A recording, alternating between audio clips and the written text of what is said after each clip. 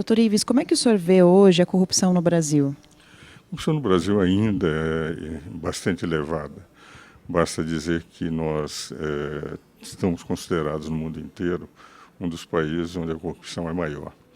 E é uma corrupção difícil de se combater, porque como nós temos uma estrutura burocrática muito grande, se nós analisarmos as diversas esferas da federação, 5.500 municípios, 26 estados, Distrito Federal, União, com em torno de 40 ministérios, o que nós verificamos é que em todos os segmentos sempre vai se encontrar alguém que é corrupto.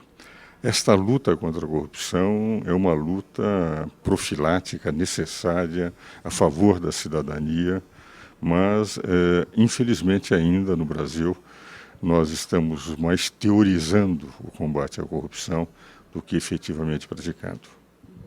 E o senhor acha que o povo nas ruas, ele consegue atingir o objetivo, combater a corrupção de alguma forma? Eu acho fundamental, porque esse é o exercício da cidadania. Nós, cidadãos, a quem os governos devem servir, não somos nós que devemos servir os governos. Para mim, uma verdadeira democracia seria que um dia que eu chamasse o presidente de Sua Senhoria, porque ele está a meu serviço, e ele me chamasse de Sua Excelência, porque eu sou aquele a quem ele serve. Este é o verdadeiro conceito de cidadania. Então nós temos o direito, porque nós é que pagamos tributos, nós é que sustentamos o governo, de maneira que eles devem servir a nós. E dentro dessa luta, evidente, sempre que há corrupção, esta corrupção está prejudicando o Estado, o governo e a cidadania. Então, me parece que esses movimentos de pressionar, de lutar, fazer com que as autoridades sintam que a sociedade não está confortável e, ao mesmo tempo, que possam ter medo, porque a corrupção é combatida mais com o medo de ser punido do que propriamente com princípios, porque o corrupto não tem princípios. Isto me representa, a meu ver, que essa luta de cidadania é extremamente importante. Eu entendo que, nada obstante, na história da humanidade, em todos os períodos históricos, em todos os espaços geográficos, a corrupção no poder sempre foi presente. Nesse meu livro, Uma Breve Teoria do Poder, eu mostro isso. O certo é que, quando a cidadania, quando o cidadão luta, se consegue reduzir. E as democracias onde a corrupção é reduzida, é evidente, é uma democracia muito mais saudável. Ela não elimina a corrupção, mas consegue reduzir. E deve ser esse o nosso objetivo. Como é que o senhor acha que a gente consegue atingir o coração dessas pessoas, a emoção, e dizer, olha, você tem que sair na rua com a gente para esse motivo? Tenho a impressão que há diversos fatores que levariam a um raciocínio maior sobre o não engajamento do brasileiro. Eu tenho a impressão que o nosso sistema político também, por exemplo, o único país em que o presidencialismo deu certo foi os Estados Unidos. Um grande autor da Universidade de Yale, nos Estados Unidos, Lee Perrart, ele fez uma vez, isto 40 anos depois da Segunda Guerra Mundial, uma análise de quais eram as únicas democracias estáveis no mundo sem ruptura institucional naqueles 40 anos, de 45 a 84. Inclusive, o Ulisses Guimarães disse, se o senhor poderia me emprestar esse livro? Eu disse, não, eu vou chegar a copiar, mas não vou emprestar, porque, como era uma edição única, eu dificilmente teria de volta. E ele achou muito importante. Desses países, só 20 eram democracias estáveis. Nunca tiveram ruptura. Uma presidencialista dos Estados Unidos e 19 parlamentaristas. Porque o parlamento há um controle maior, as pessoas que são levadas, quer dizer, na prática há um controle do parlamento, do poder executivo, o poder judiciário exerce também um controle e existe, portanto, muito mais amarras, além do que a possibilidade de se derrubar governantes sem que haja traumas institucionais, como aconteceu, por exemplo, com o nosso impeachment com o presidente Collor. Então, me parece que não se engaja o povo enquanto não estiver convencido do modelo político. Eu creio que, apesar de nós termos avançado muito na democracia, talvez seja o período de maior estabilidade republicana, desde a Constituição de 88, nunca mais se falou em ruptura institucional, ainda nós não conseguimos. Uma vez eu ouvi uma palestra do presidente Clinton aqui quando ele veio inaugurar o Instituto Fernando Henrique. O Fernando Henrique convidou alguns amigos para assistirem a palestra dele, e uma das perguntas foi o seguinte: onde está a força da democracia americana? Ele disse: nas ONGs.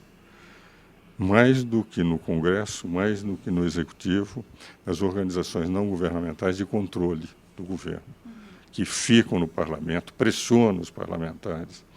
Em 81, eu fui a convite do governo americano participar de um fórum nos Estados Unidos, e tivemos em contato com o Fundo Monetário Internacional, o Banco Mundial, diversas universidades, inclusive a Secretaria do Tesouro.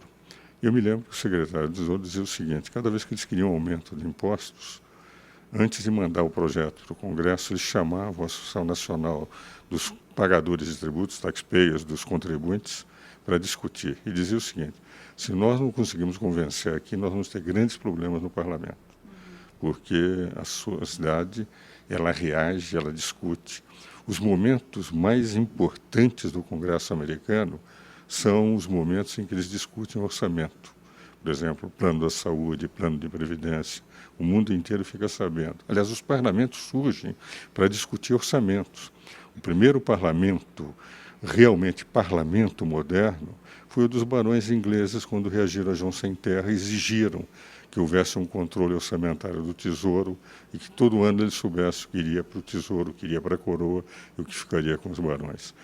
Então, esta é a concepção de que é importante o parlamento saber efetivamente que o povo está controlando, ele quer saber o que vai ser gasto, de que maneira vai ser gasto, e ao mesmo tempo de que o povo não quer desperdícios, como nós vemos, infelizmente, em todas as esferas da federação, seria uma forma de exercer essa cidadania. Nós temos que aprender muito nesse campo, mas eu tenho a impressão que a melhor forma de aprender é exatamente o que o movimento está fazendo. Lutar para aumentar de 40 para 60, de 60 para 80, de 80 para 100 mil, e um dia termos uma participação maior. Eu tenho a sensação que nós ainda estamos aprendendo o exercício da democracia. Agora, no momento que a sociedade perceber a sua força, que pode pressionar, inclusive para a mudança do modelo político, de nós não termos donos de partidos, de nós não termos partidos que não sejam representativos de determinadas ideologias. Nos regimes parlamentares, os partidos representam ideologias. Aqui não, os partidos, enfim, todos eles se compõem com maior facilidade porque não há ideologia.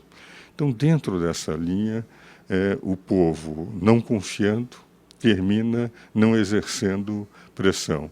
Ao não exercer pressão, não havendo controle, é evidente que a corrupção é mais fácil de se expandir.